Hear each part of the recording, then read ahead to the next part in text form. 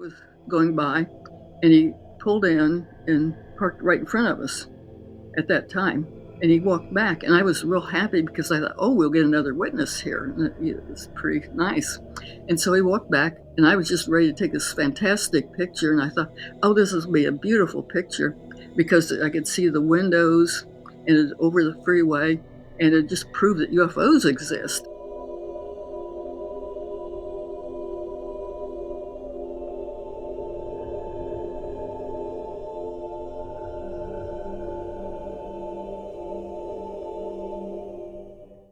Welcome back to Breaking the Silence and our In Conversation with series. And this time we're talking with Dustin Eskelsen. I did pronounce that correctly, didn't Hey, I? you got it right. You're good. Yeah. Yeah, it's Yes. not an easy one. Most people say Eccleston, I know, but I see that S there, and I'm assuming that that's pronounced. So he is the state director for Utah, Utah MUFON, which is quite a post to have. We met Dustin a while back when Earl Gray Anderson had one of his meetings with the local MUFON chapter there. And the guest was Dustin, and we sort of hit it off right away. The minute you walked in, I just, there was something so familiar about you, and to this day I can't figure out what that is, but it was No, love at I first, agree. it was I love at remember first sight. And absolutely. leave it to Earl for hooking us up, and boy do I miss him. I know we all do. Um, but before I go further, I wanted to have you give our audience some background on yourself, because although we've had you on the show before, we've never done an in conversation where it's really one-on-one like this without chat and people, you know, uh, talking in chat. So if you could give some background on yourself, that would be wonderful. Absolutely. Yeah. So I was born and raised in Utah. I grew up in a very small coal mining community. Um, come from a long line of coal miners. My father worked in the coal mines, grandfather, cousins. I still got friends and family that work in the coal mines now. Uh, that wasn't my path, though. I kind of I think sometime around high school, I looked up some videos of what it is in an underground coal mine, and I was like, "That's not for me." So I ended up, I can imagine. move. Yeah, it just wasn't something that appealed to me. I respect it, and it's hard work, and it's an honest living, but it's also dangerous, very dangerous. And I just said, "Man, I my calling's somewhere else." So I moved to Salt Lake City. Eventually, got into the computer fields, started getting my degrees and certifications, and then sort of got into the UAP phenomena probably around 2017 ish. I don't know the exact date. I was at work one day. I was working, and it was kind of a slow day, and I was just listening to music on my headphones. And there's this musician named Jason Molina, and I just love his music to death. I think he's one of the greatest musicians ever. And he has a song, Farewell Transmission. And one of the lyrics, he talks about Will o' the Wisp. And I didn't know what Will o' the Wisp was, so I said, let me just Google it. So I searched for it, and turns out it's describes lights that people have seen. It goes all the way back to like medieval times where people thought they were seeing fairies in the forest and strange orbs, lights. People equate it to like swamp gas and things like that. So it's funny how far I've come, because when I read that, and I always thought that there was some other life out there, but I was never like way into UFOs or any of that. I instantly thought that maybe there was a place you could go into a swampy area and see swamp gas, almost like Old Faithful. They could take you on a tour, right? This is how Yeah. naive I was, and I guess brainwashed too, um, by everyone saying that people see swamp gas all the time. So I looked up where to see Will o' the Wisp, and the first website that came up, or one of the first ones, was like the top 10 places to see Will o' the Wisp. And the first one was somewhere where it was kind of swampy. Maybe it was like Florida, I think. And I was like, okay, great. Let's learn some more about this. So I started reading it, and the story involved, so and so saw this flying saucer in the air, and then they were taken aboard a craft and all this. And I was like, what? I want to see swamp gas. I didn't quite understand it. And then I went to the second one. I think it was in Louisiana. somewhere where there's another swamp. Same thing. Guy sees some strange craft, zips off. It's all had to do with UFOs and aliens. And I was like, I don't want this. Like, what's going on here? Yeah. And but that part of your brain that says, "Oh, it's a top 10 list," I got to scroll all the way down to number one. Just got to see what it is. So I scroll all the way to number one, and according to this website, it said the number one place to see will-o'-the-wisp was Skinwalker Ranch, Utah. Oh boy. And I went, wait, what? I'd never heard of this before. And I went, Utah, we don't have swamps here. This is a desert. Like Yeah. this is sand and sun and we have lakes and stuff, but I would never consider anything swampy here, really. And it began telling the story of the book, The Hunt for the Skinwalker by George Knapp, and it started getting into some of the stories about Terry Sherman and his family and what happened to him. And I kind of saw where that was at. And I'd been to Vernal and those kind of areas before the Uinta Basin, but I had no idea that this kind of stuff was going on. And it just really sucked me in a way that nothing else has. And I kind of been going down that rabbit hole since. How old were you when that all started to happen for you? So it was probably 32, 33-ish. So definitely later in life.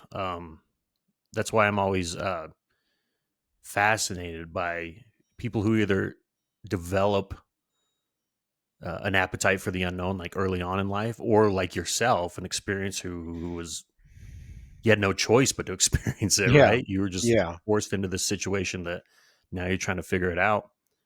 So I would consider myself a seeker. I hadn't seen anything up until the point of maybe a year in April of 2024 when we went out to the Uinta Basin. I hadn't seen a UFO, hadn't had any strange encounters. So I find myself as a seeker, which sometimes worries me because I feel like for people that are experiencers or they've seen things, they have been chosen to see these things. And I feel like I'm outside this house that has a big party going on, and I keep knocking on the door and they keep killing the radio until I leave. And then I Huh. keep coming back to the door and I keep coming back to the door. And eventually I feel like that door is going to swing open. They're going to grab me and pull me in. And Mhm. it's not going to be like a loving welcome. Right. I worry that sometimes I push that envelope a little bit going, show me what's going on in here. Right. I don't have an invitation to this party. So I keep finding myself going back to the Uinta Basin going, eventually something's going to happen to where you can't unsee that or can't unchange that. And Right. maybe I'm just too, whether you want to call it optimistic or pessimistic, depending on what happens to you. Well, it is in your blood. I mean, obviously, if you go back pretty far as a kid, you probably had an interest in astronomy and the sky, and were drawn to things like this and NASA and space launches and everything else. We all were, which is, in my book, highly suggestive that, but not necessarily the case, that many people that feel that they're seekers have later on in life found out that they were a bit more than that, and you certainly are welcome. Well, I appreciate that. And if you could put in a good word for for me, I Okay. would appreciate it. um, With what I know about the visitors, it's always with them. They uh, they don't like dishonesty, and they really appreciate good intentions. And you have both of those qualities, so I don't think that you would be discounted in any way, shape, or form. And who knows? Maybe one day you'll just get so close to this that you'll have that opportunity. And of course, for all we know, we're all of us, and the whole planet are going to have that opportunity. We'll see. Time will tell. Absolutely. Yeah. And it's So, interesting you say that because you always hear that time and time again that if you go to a very active area, whether it's a paranormal investigation, a UFO investigation, they always talk about your intent. What is your intent going into this is going to determine what the outcome is, whether it's positive or negative. So I try to right. be as respectful as possible going into any of these situations. Even when going to the Uinta Basin, sometimes I'll literally kneel on the ground and put my palm of my hand on the ground and just say, thank you for allowing me to be here. Um, I want to set that tone that I'm visiting here. I don't own this land. This is yours. I'm just sort of a visitor and an observer. And I don't mean to poke and prod and bring any sort of negative energies here. So there does seem to be a real sense of spirit present there. Yes, And I think so. you felt Yes. it? I can't say that I felt it, but you talk to so many people that have felt it. Hmm. I whenever I go to the Uinta Basin, I feel it's very peaceful. I love the drive there, and I feel like it's a good vibration. I will say, however, living in the city, sometimes whenever you get out of the city and you see wide open land without seeing like telephone poles and a 7-Eleven on every corner, it gives you this sense of peace and unity with the earth. Some people do not get that with the Uinta Basin. Other people talk about how they get these sort of evil vibes from it. That something's there that's not exactly good. That it may be malicious or have ill intent. And But how then there's so many different areas though in the world because I hear the exact opposite from something like Mount Shasta in California, which people sure. talk about how spiritual and loving and positive it is. I can't say either way. I've never had a negative experience in Uinta Basin. I've heard stories of both of those. It sort of runs the gamut of people that have had bad experiences, good experiences, as it will with any, as talking with experiencers. It's sort of a mixed bag. It Um, is, but these days, predominantly, it has been. I mean, George Knapp said it himself recently. He said that 75% of the people he spoke to, uh, who are close encounters witnesses, who had close encounters, feel that it's a positive thing in nature. And that's really something coming from George, because we all know that George really does his research. I wonder about that other 25% and how much that's just based on being afraid, having fear that they interpret it as a threat, um, uh, and it scares them very badly. And I can understand that. And I'm not putting them down for feeling that way, but I wonder how much of that is a result of a lack of understanding on their part and perspective on this whole thing that leads to a lot of fear. So, so you go there. yeah, and I think you hit. Sorry, go ahead. No, I want to hear what you said. You were going to say.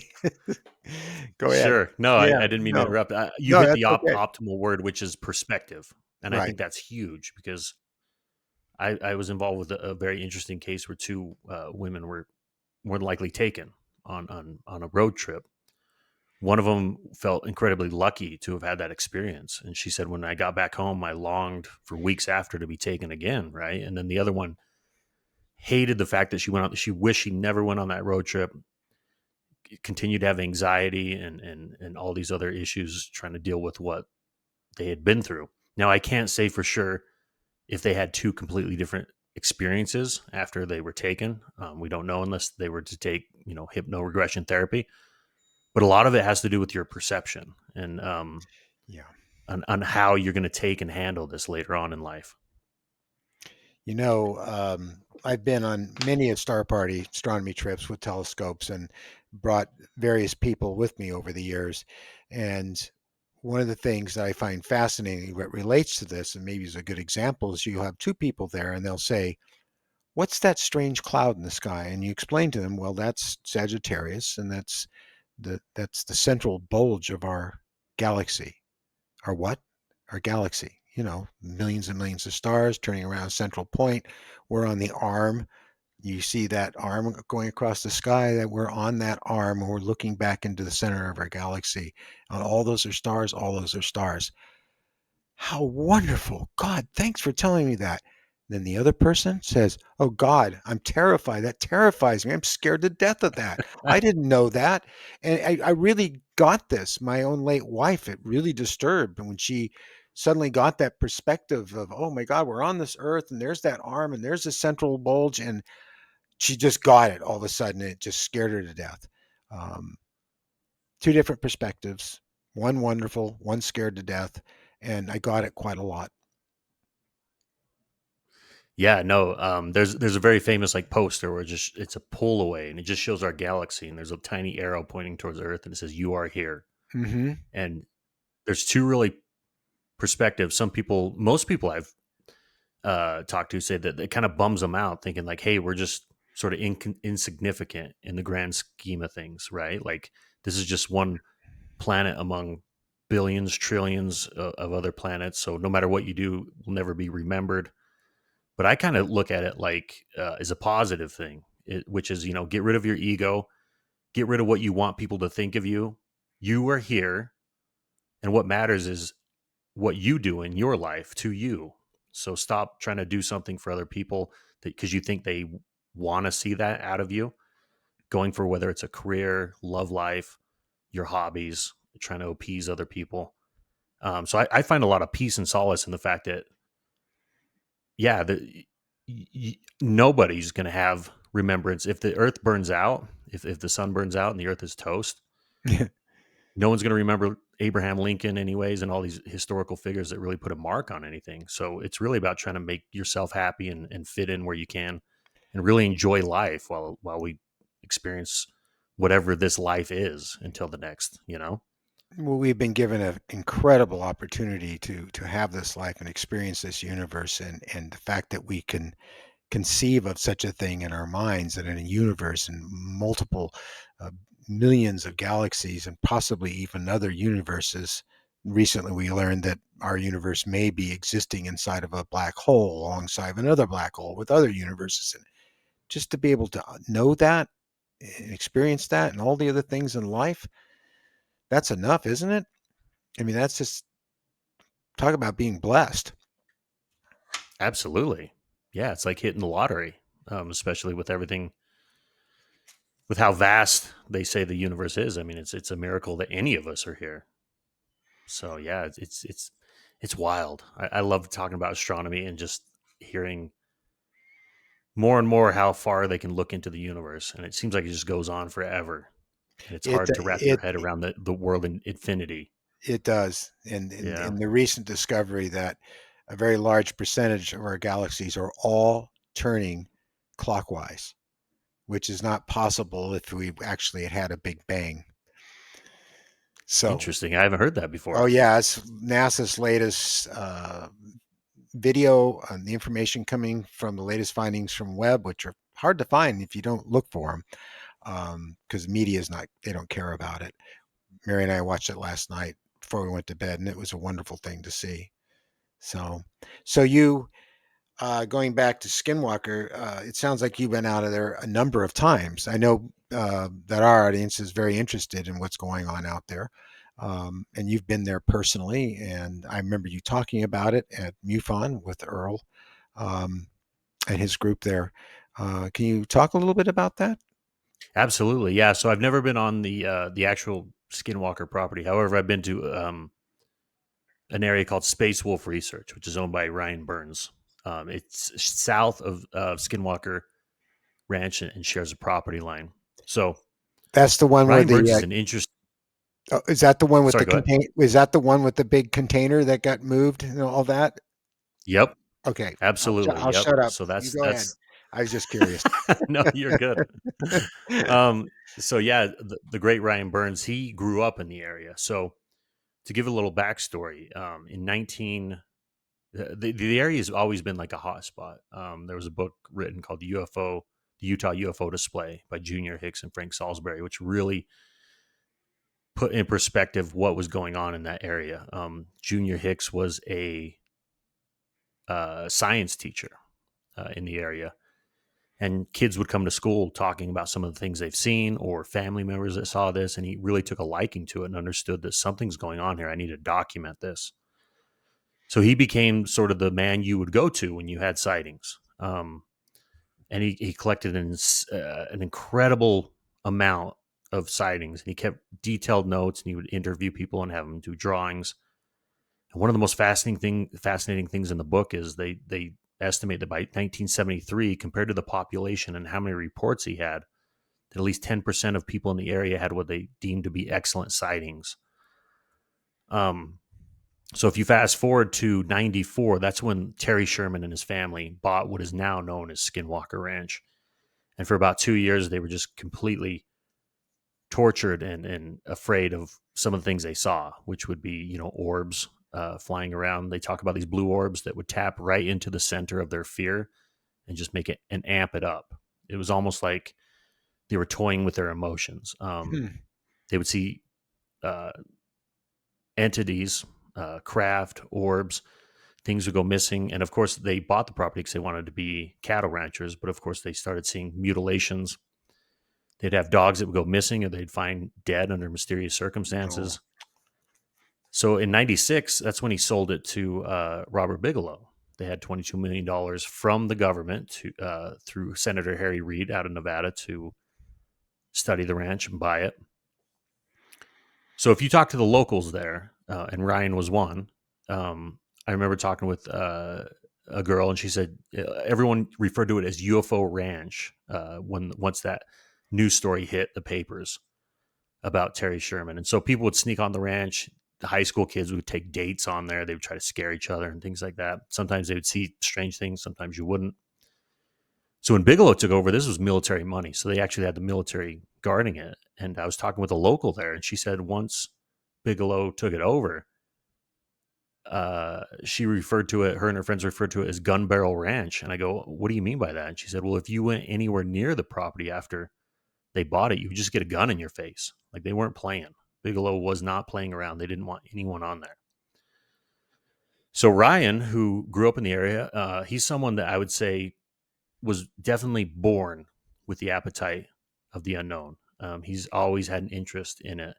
His mother was telling me a story about how when he was like 3 or 4 years old, if they were driving around and they saw a cemetery, he would kick and scream and cry until they pulled over and allowed him to like walk through it. And he would sit among the graves and things like that. So I think he was just born with that fascination. So at the time, it wasn't Space Wolf research, but since Bigelow was, putting guns in people's faces, people still wanted to experience this. So they would go on this property, which is now Space Wolf research. They would sneak on, they would camp out, and sometimes people would be living there, sometimes they wouldn't. So years later, in 2021, Ryan purchased the ranch, and he started studying it and kind of living on there. And he has just endless stories of high strangeness that's happened on that property. And the one you're talking about is he has like a cabin on the area, and he used to park his 40-foot RV next to it, running east to west. And one day that RV just got struck by lightning, huge lightning bolt. They actually have a photo of it because there was a neighbor that had their security camera that they pulled a photo from it and gave it to Ryan, and it just completely incinerated this RV. Like, there's still melted pieces of metal on the property. And so Ryan was like, man, that's crazy. And he sort of has that need to try to learn more. So he bought a storage container because he needed storage, but also he wanted to see what would happen. So he put it in the same exact place facing east and west, right where that RV was at. And he ended up buying like a Sprinter van for camping. He said he loved having that storage container there because it was in between that and the cabin. He would park it there, it would block the wind, and everything would be good. So one day he's away and he had someone looking after the property, and this person was at the main living quarters, which is about 650 feet away in a straight line. And this person looked out, and you have the cabin, and then further north is that storage container. And from his vantage point, he looked out the window and the storage container was gone. So he called Ryan and said, hey, dude, I know this is strange, but your storage container is gone. And Ryan was like, what the hell? So Ryan ran to the property and they went to go investigate. And it turns out that the storage container was not gone. It mysteriously turned from east to west to north and south. And there was no scrape marks on the ground at all, other than a couple big rocks that were disturbed. So they believe it got picked up slightly, turned, and then put back down.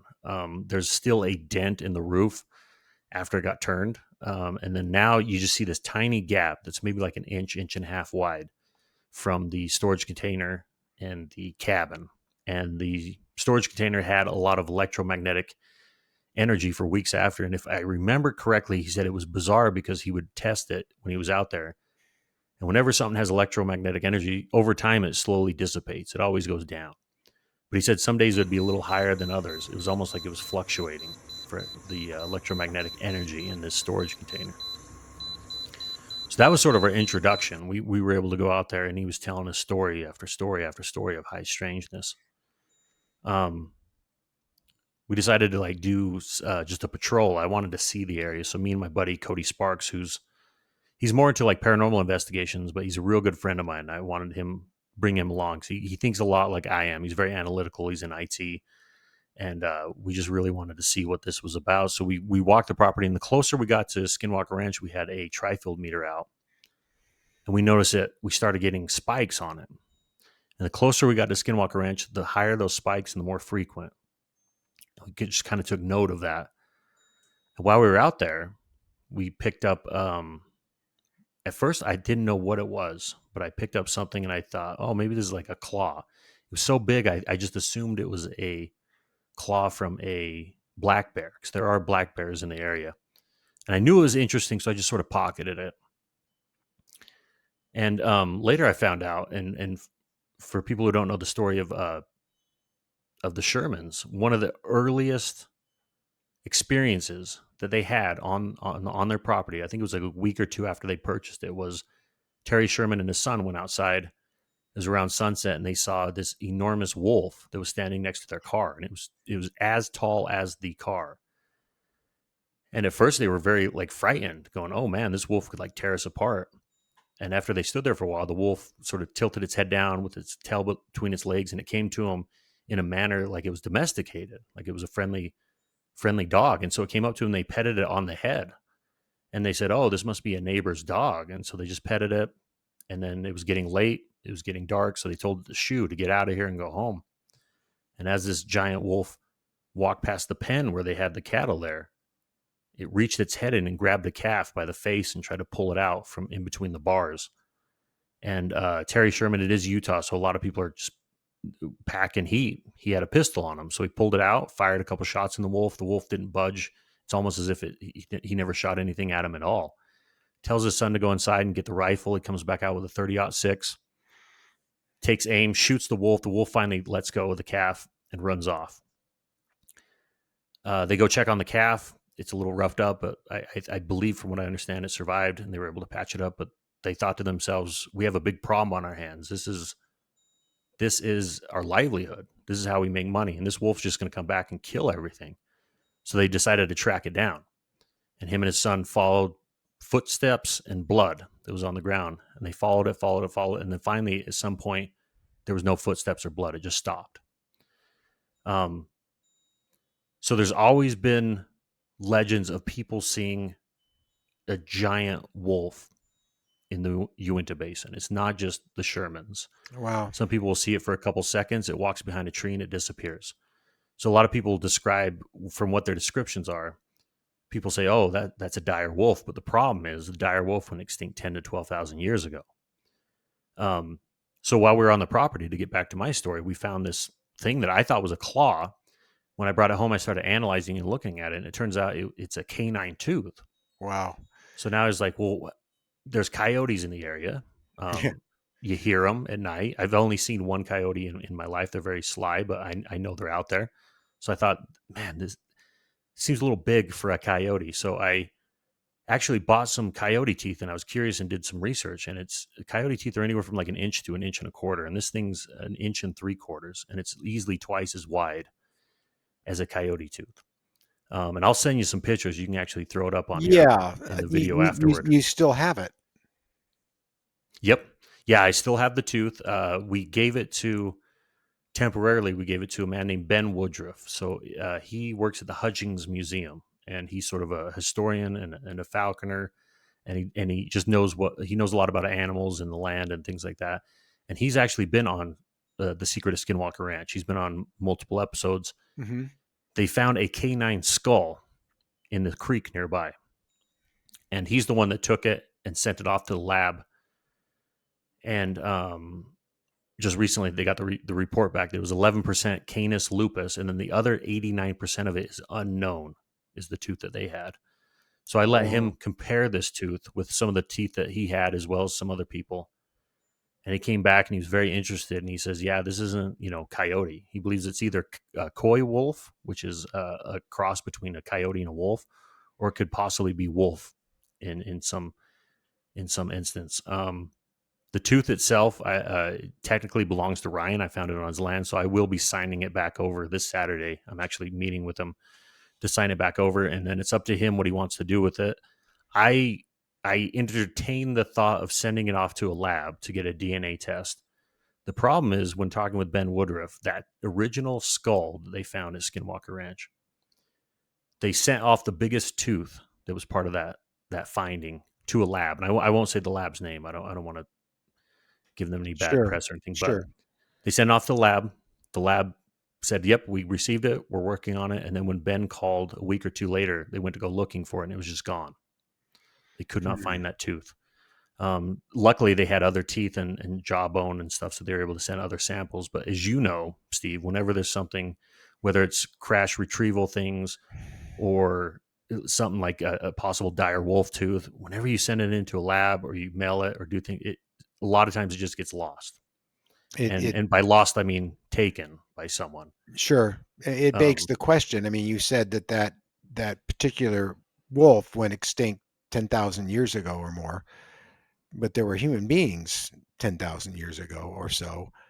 So could this have been an actual skinwalker, and is he still or she with us still today, and is that what the wolf was they saw? I'm sure something like that yep. must have run through your mind because the way Oh it yeah. disappeared, but it does bleed.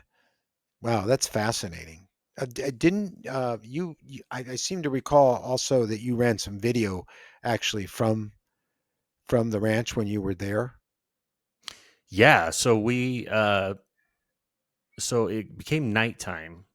Um, and I wanted to fly my drone up in the Oh, air. that's And even right. though it was Yeah. nighttime, you know what? This probably isn't the best. It's completely dark. But I said, you know what? I'm going to fly it up. And if you're on Space Wolf Research, you have this beautiful view of the Skinwalker Mesa. They're actually his property's up higher than the houses that are below the mesa on the property. So you have this beautiful view of the mesa. It's really, I find it to be a majestic land. And so I said, I'm going to just fly the drone up there, stare into blackness, analyze the video later, and just see if maybe I capture something. So I fire up the drone, fire up my remote, and the remote control starts flashing at me. And it says, warning, please move away from magnets or metal material. Something to that effect. And I go, what? And it's flashing randomly off and on, off and on. And I whip out my phone and I go to my compass on my iPhone and it said, compass error, cannot find true magnetic north. And I'm like, what the hell is going on? And then Cody took out his phone. And he was looking at a stargazing app. He was looking at some of the constellations and he was holding his phone as steady as possible. And the constellations were like bouncing left to right as if it couldn't find which direction the phone was actually pointing in. And I ushered for Ryan to come over. I go, dude, you got to see this. And I was like kind of excited about all this electromagnetic energy that's just coming from who knows where. And he ran over and he looked at my controller on my drone for maybe 2 seconds. And he has seen so much stuff on that land. He just looked at it and went, "Oh yeah, I get that all the time on my drone." And he Wow. he left. Um, Did you have a Gauss meter present at the time? we had a tri-field meter. We didn't have a Geiger counter. We did not have a Right. Geiger counter, but we did have a tri-field meter, and we should have whipped it out in that moment, and we just did not do that. It's one of those things where lesson learned. If Right. we're ever invited back out there, we actually have built devices that it's going to take continuous readings of the electromagnetic energy in the area.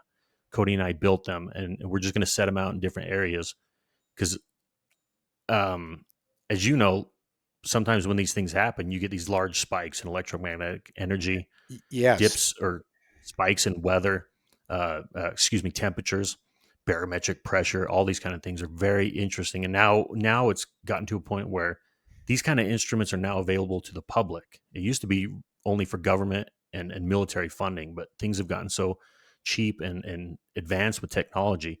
These tools are now in the hands of the people, which is amazing. So we're planning on doing that next time. And then the video that you were talking about, it was getting nighttime, and Cody says, "Let's go put up a trail cam off to the side on the east." And since we saw all this electromagnetic energy going towards Skinwalker Ranch, we said we're going to point this trail cam towards Skinwalker Ranch. We're going to walk away, and I just assumed that the next day or two or the next week I was going to go through the data and look at the video and see if anything happened. So we strap it to this post. We get maybe 10 or 15 feet away, and we hear this strange bassy sound that wasn't coming from around us, but right above our heads. And Cody likened it like waving a piece of tin, just like a whoom sound. And to me, it sounds like a sound effect they would use on Jurassic Park for like a giant pterodactyl just flapping its wings one time, Yeah. just a whoom. And it really made us freeze. And I remember turning to him and going, "What that? Did you hear that?"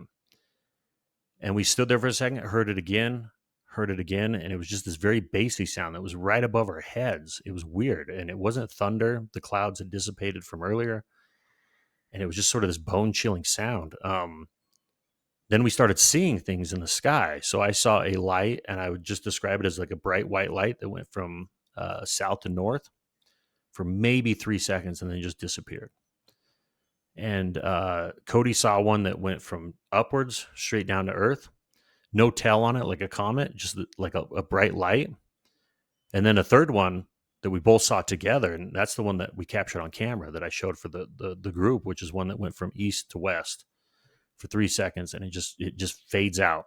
It's just gone. And once, all while we were seeing these things, we kept hearing that sound. And then once those sounds stopped, we no longer saw anything in the sky. So I can't 100% say the two are connected, but I believe they are, because it just seemed to happen at the same exact time that we were seeing these objects. And I don't know. I've talked with so many people about what the hell that sound is, because it's interesting to see those lights in the sky, and afterwards looking and going, these weren't satellite. They were way too low. They were way too bright. They weren't aircraft. And so it's fascinating to see these lights in the sky. But the thing I cannot get out of my head is that sound. That sound to me is like burnt into my core now. I've heard it over and over on the video trying to understand what it is. And people have theorized that. And it's usually when I've talked with people that are like cryptid hunters, they go looking for Bigfoot and things.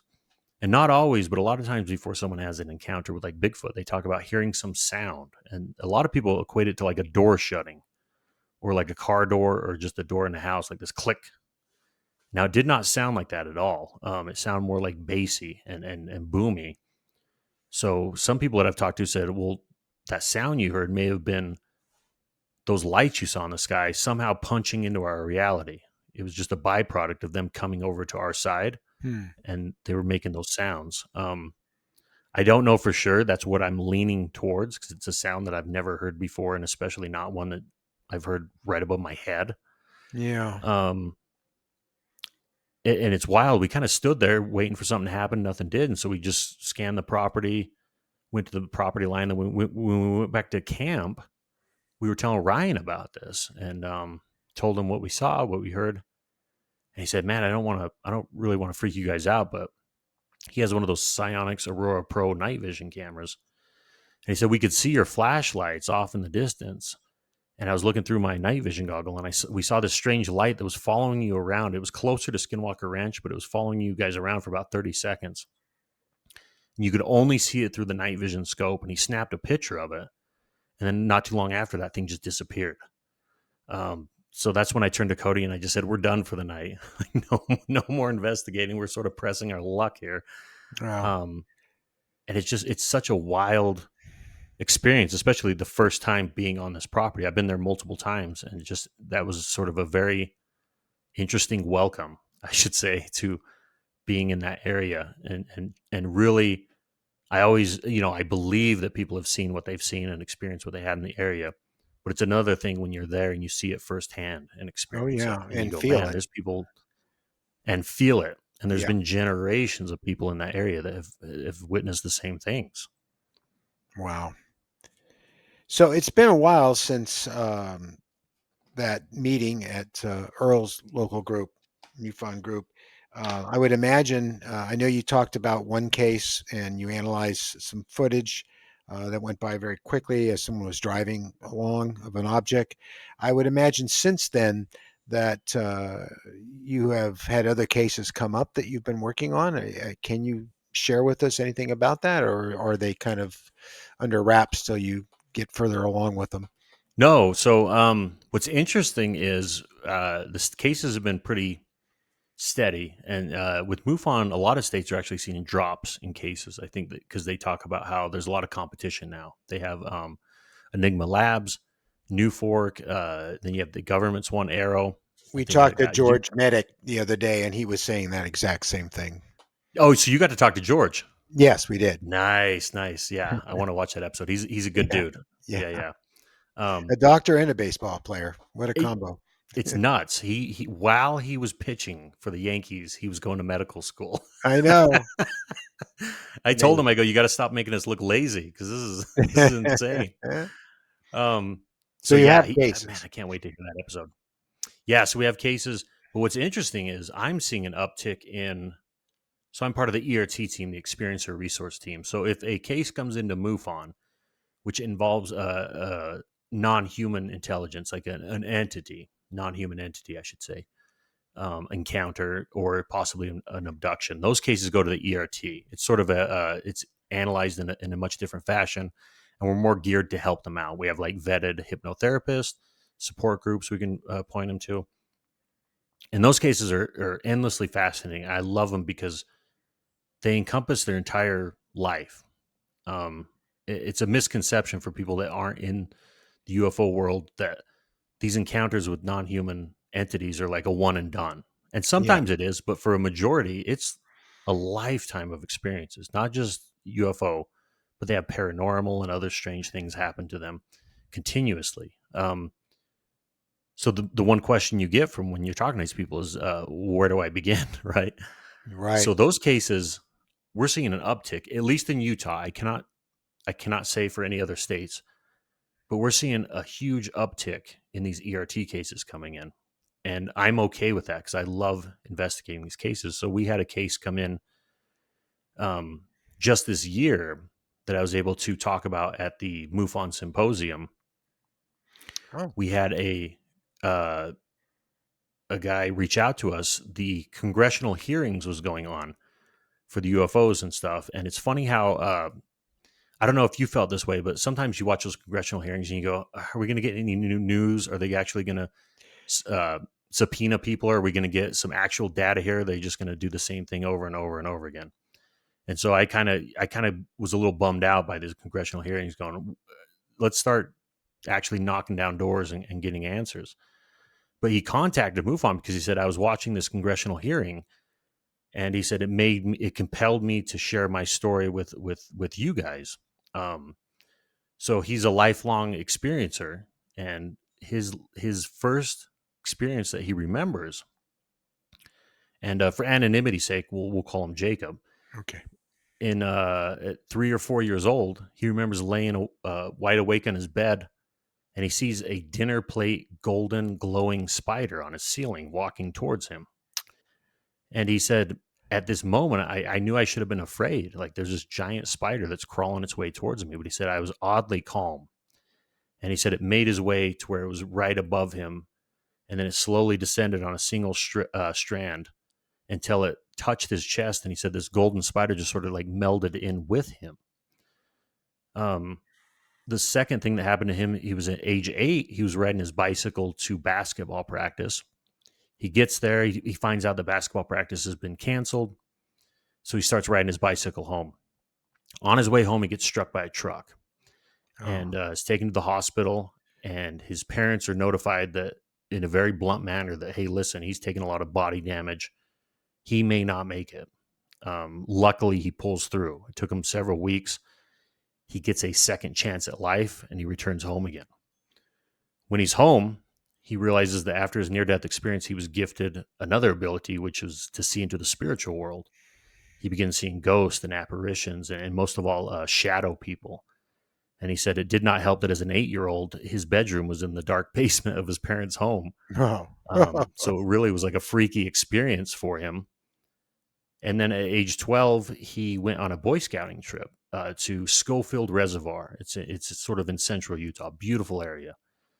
And like so many experiencers, they have this odd compulsion to like break away from the group and go off to a place they've never been. It's almost like they don't know how and why, but they know that they have to go to this area. And he goes and he breaks away from the crew and he's by himself and he's laying on this bench staring up in the sky. And he sees what he described as a sleek black boomerang craft with like a little triangular notch on it. He drew a picture of it for me. And he sees it for a couple moments, and this thing just shoots off in an instant. He returned back to the Boy Scouts and never told them about it. He always kept it a secret. When he was 19, he enlisted in the military, and he fought bravely. He was in the Iraq War. And he said that they, as a reward and sort of a way to boost morale and sort of give them a break from the daily grind, they each got one day to visit a historical site that was in Iraq.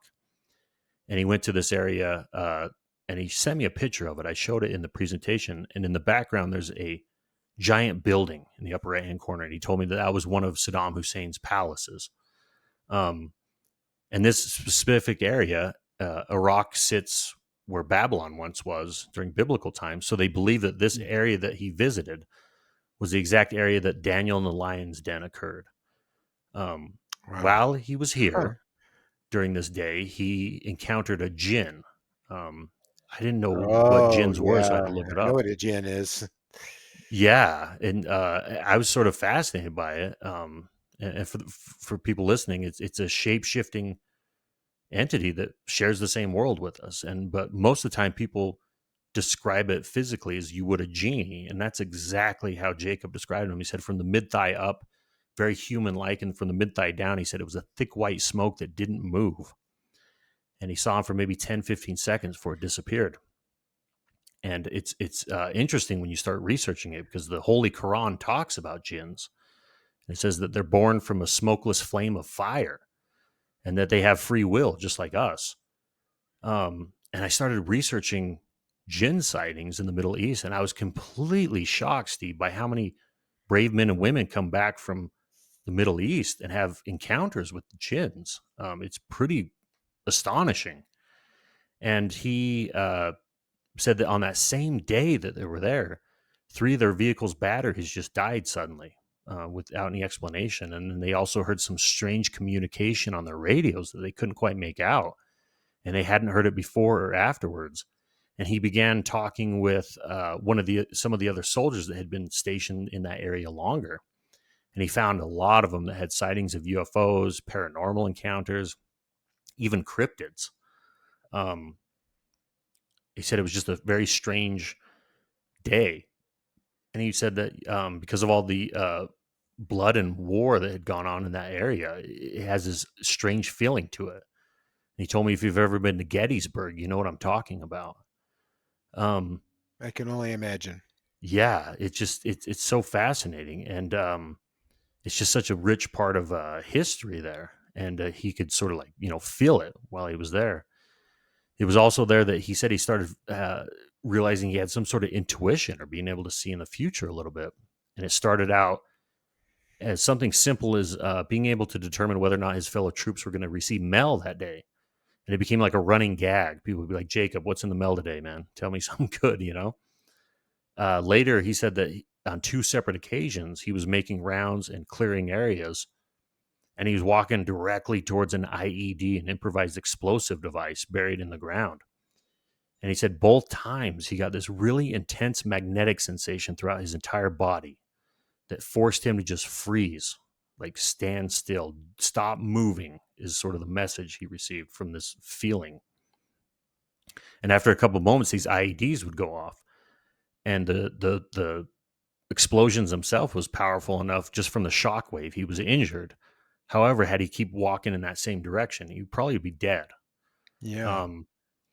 He comes back from the war and serves his country proudly, but he suffers from incredible anxiety, depression, PTSD, and he's searching and searching and searching for something to bring some sort of peace to himself. And he stumbles upon Qi Gong, this ancient Chinese philosophy and meditative practices. And he begins meditating, and he says, he's really good at it. He's able to get in very deep meditative states that may take people months or years to get into.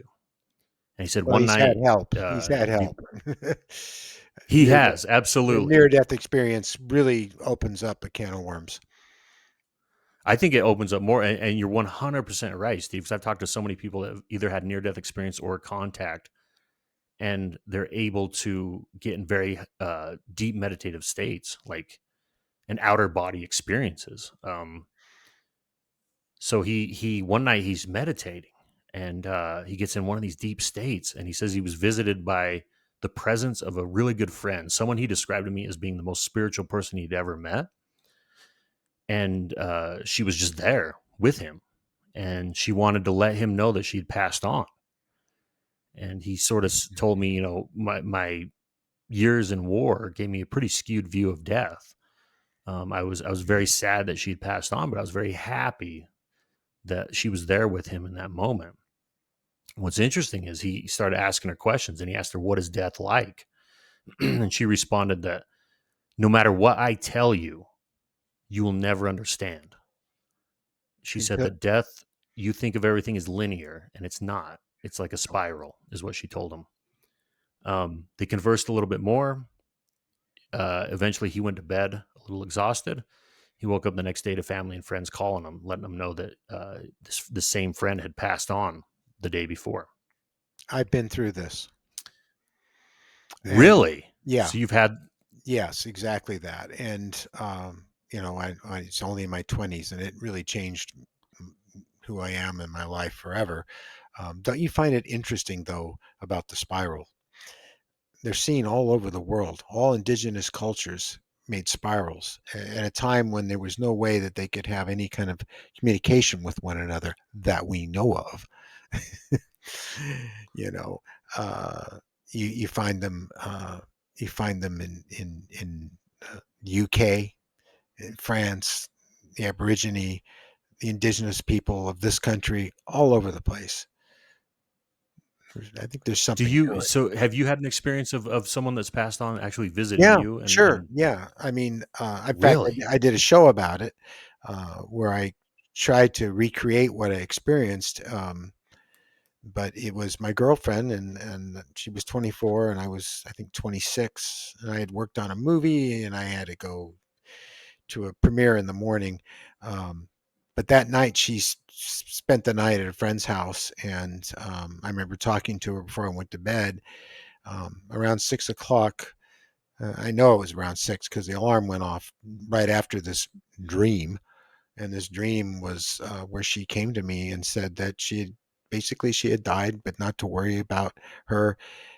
She laughed about making fun of me for believing that um, we continued on after we died physically and that there were UFOs on Earth. And she laughed about that and said I was right about the aliens. They are here. That she loved me so much. And then she left. And I woke up just like, what the heck was that all about? It was so real. I mean, I was floating in this, there was music in the background, ambient music and like clouds, and they were all turning colors, and she was floating, and she was naked except for a pair of underwear. And I felt her hug me. It was very real. But I kind of shook it off, and I got in my car and drove down. Went to the premiere of the movie. I remember what the movie was. It was one I worked on called Battle Beyond the Stars, ironically. And when I came home, there were messages on the machine. And to make a long story short, the messages said that she had died during the night. Later, I had to meet with some detectives because there's always police involved when something like this happens. And they told me how she was found by the paramedic, and she had rolled off the couch. She was naked except for she had a pair of panties on. And I, right there whoa. and then and there at that very moment is when started feeling ill, and I was deathly ill for about a couple of weeks. Couldn't keep anything down, um, uh, and it's stuck with me all my life. So I know what that's like, and it runs in my family. My mom had that same experience when her grandmother died. Came to her and said, how much she loved her, but I have to go. And then, of course, my mom was woken up by the phone ringing in the hallway, and she could hear her mother, my grandmother, on the phone, and she breaks into tears and comes in and says, "Your grandmother just died." It gives me chills. I'm rushing through it, but this is a show about you, not about me. But I No, did, no. I did experience this most definitely, honestly, really and truly, I did. Does having those experiences, 'cause there's so many studies about people that can't even think about their own mortality for more than like a minute. It starts to really freak them out, and I think part of that is the unknown. Uh, you could belong to a religion and they can tell you all day long what's going to happen to you after you die. But I think we all have that certain thing in the back of our mind going, man, I don't know what's going to happen after I pass on. And you always want more time on this earth. But for you, when you had these experiences, did it make you feel more at peace with like life and saying, hey, I don't need to fear death because I know something's further beyond that? And especially in your instance where this girlfriend came to you in a very loving manner Yes, she and did. hugged Yeah. you and said, hey, everything's going to be okay. Don't worry about it. How did that change your perspective on maybe before this and after this on death? Well, before this happened, of course, I very much believed. I read stories about near-death experiences. I listened to tapes of channelers channeling people that had passed during World War II and what it was like for them to suddenly come to in this world that they described as being very much like this one, and but yet there was no pain. It's just amazing. I studied all these things a great deal. I studied. Uh, UFOs, of course, because I had it in my life, and I studied um, the stone circles and all kinds of mythology and everything else, and ghosts. So I already felt pretty confident that we are more than our physical selves, and that once our physical being expired, that we would continue on. But yes, I think her sole intention uh, was she wanted to share with me that I was right about these things. She wanted me to know that. That's why the episode was called A Gift. Uh, and yeah, it does. Probably the worst part of dying is the pain you may feel physically until it stops. And then, of course, I know after that, you feel wonderful. And that's exactly how she described it. She said she felt amazing. She felt wonderful. She's just, what a wonderful thing this is, and don't be sad. And of course that didn't work because I was very, Sure. but yeah, it did. Mary and I, we both practice meditation, and we follow Buddhist philosophy.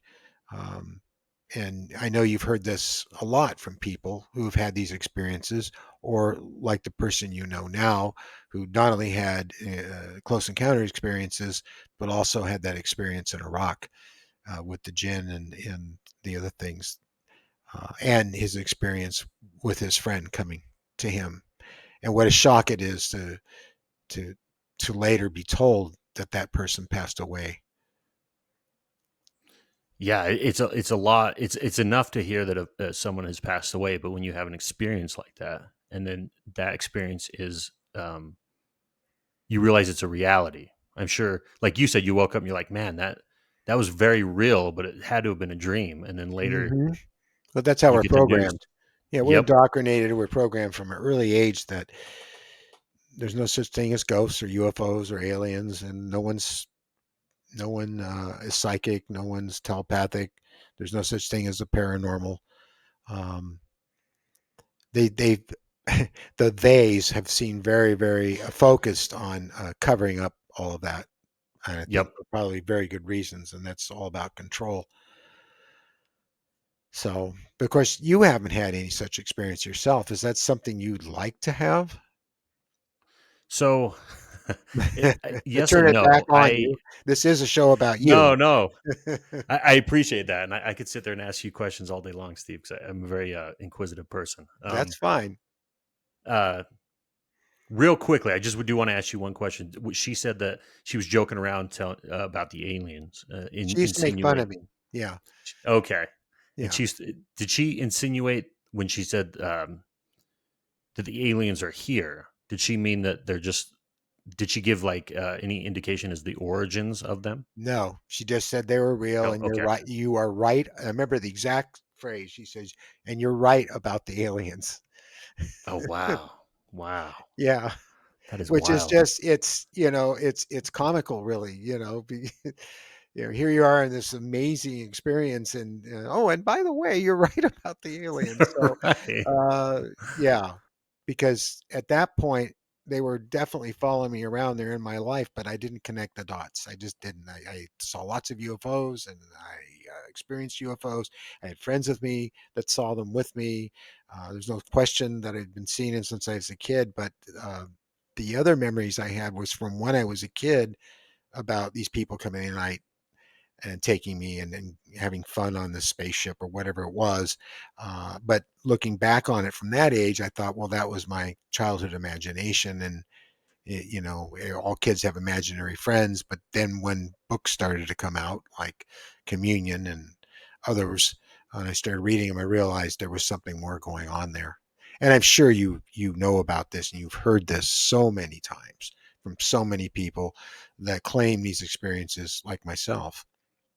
Yeah, absolutely. And to go back to your question about whether or not I would want one of those Yes. experiences, it's funny. It was 2 symposiums ago in Dallas, and I touched down and I went to the hotel, and the hotel they had it at was like in the middle of nowhere near the airport. So you're kind of like stuck there. You're forced to eat at the restaurants. It was kind of, you felt like you're on your own island. And it was kind of a long day, and I just wanted to eat. And I sat down to have dinner, and I noticed there was a person there that was also just at the symposium, and she said, "Hey, would you want to come eat with me?" And I said, "Sure." So we went over there and we started talking and became just learning about each other. And her name was Erin. Shout out to Erin if she's listening. But she talked about how she was a medium and she's dealt with this stuff all her life, seeing ghosts and apparitions and shadow people and things like that. And I asked her, I go, because in my head, not having that experience and hearing from people who say it's constant, like I've heard people go, yeah, I just walk around life and I constantly see things that other people don't. I go, how do you deal with that as a human being? Like, how do you go to work? How do you sleep? How do you eat? How do you take care of your family? And I've heard from many people that have had this experience. They said it's not easy in the beginning. It's absolutely terrifying. And they do almost go on the brink of insanity, trying to figure out just how do I deal with this? And she put it to me in a way that I finally understood, which is she said, over the years of this happening to her, she had to learn how to turn the volume down. And I think that's the perfect way of saying I had to learn how to sort of not let this happen all the time so I can exist in this world. Because otherwise, you would just drive yourself insane And if some you're people constantly. have. Absolutely, they have. Mhm, Yeah, I've talked with mhm. people that one of the biggest things that happens to experiencers is after they have their first experiences, I must be going insane. Like that's what they think to themselves.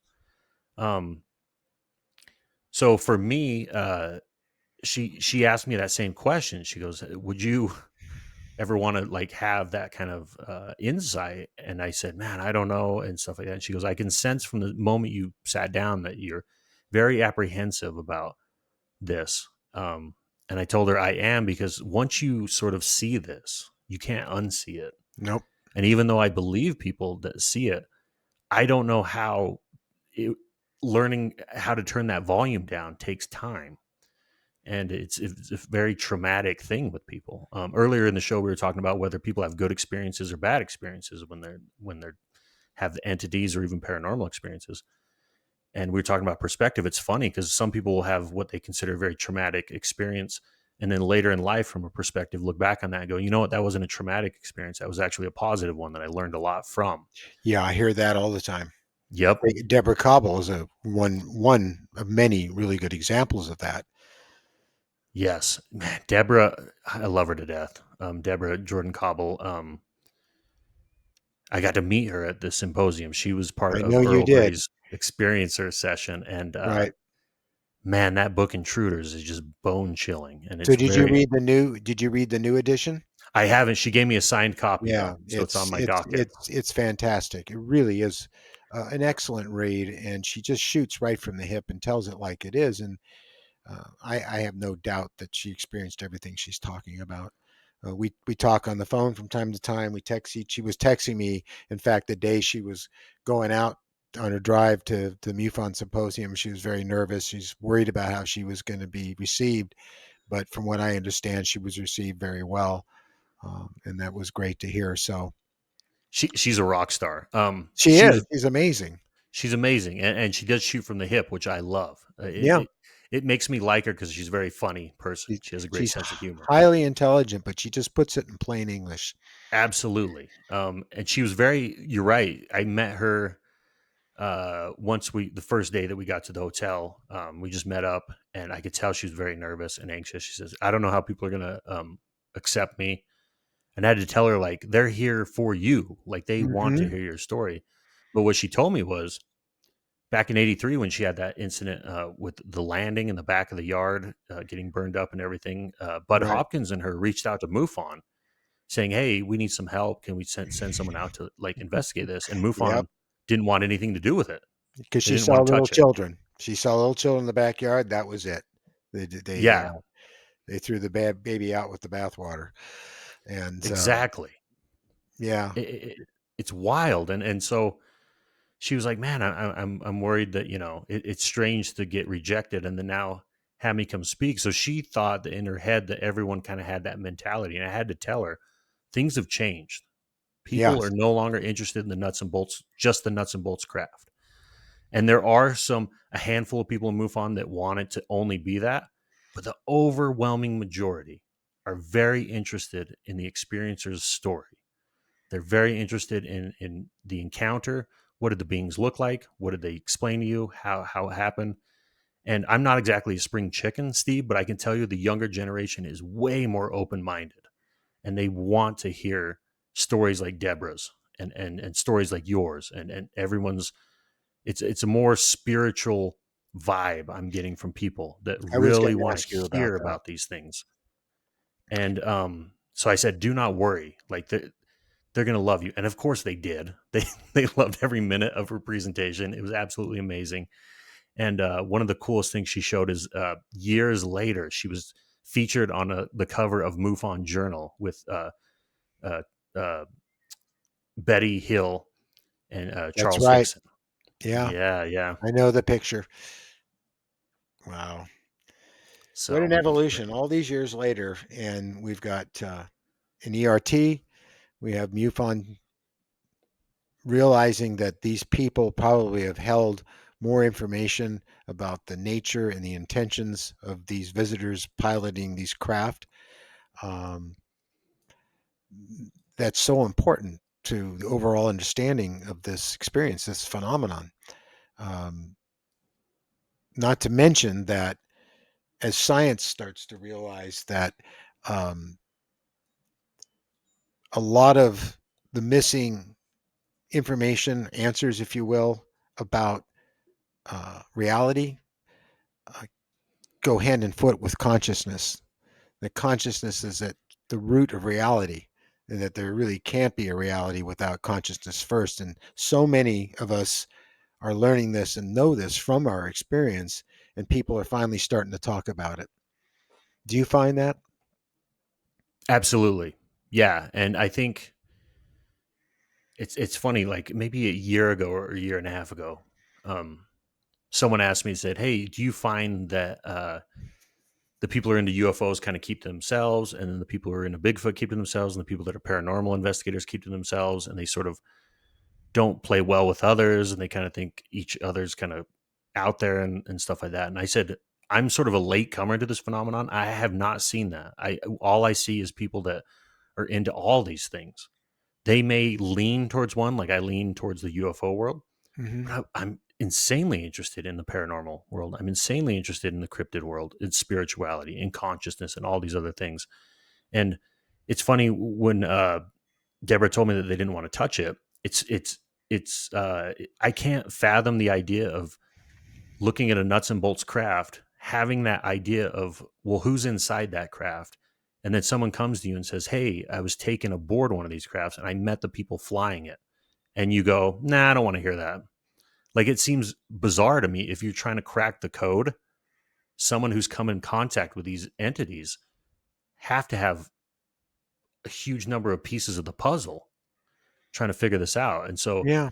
They I don't find it know if hard it to was accept. during a I think you're right. I think it's 100%. It's hard to accept that reality that you said they've been here and continue to be here. And I think it's a hard pill to swallow.